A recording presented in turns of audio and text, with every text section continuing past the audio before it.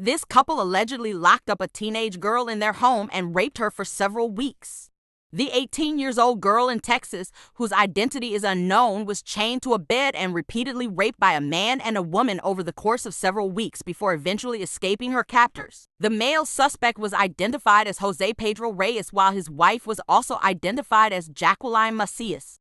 According to the Harris County Constable Precinct 4, it was a neighbor in the suburban Foxwood subdivision that spotted the teenage victim as she was running across the street. She looked distressed, and the neighbor immediately called the police.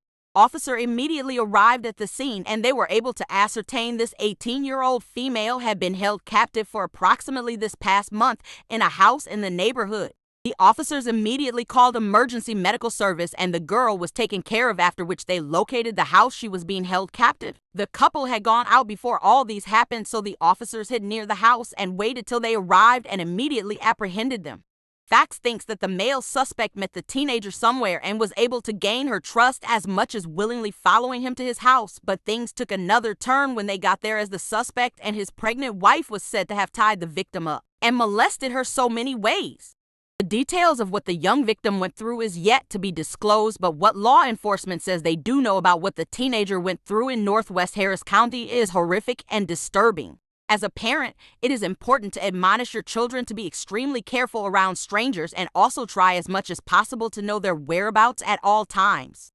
Anyways, investigations also revealed that after the couple briefly left the house on that late Sunday night, the victim seized the opportunity and managed to get herself untied and fled from the house. After the couple were arrested, the teenager was taken to a nearby hospital to deal with her injuries and perform tests. Anyway, the suspects have both been charged with 1 count each of aggravated kidnapping and are currently undergoing trials. Let Phacts know your thoughts about this case in the comment section, and don't forget to subscribe to my YouTube channel via the link in my bio and follow us across our social media pages.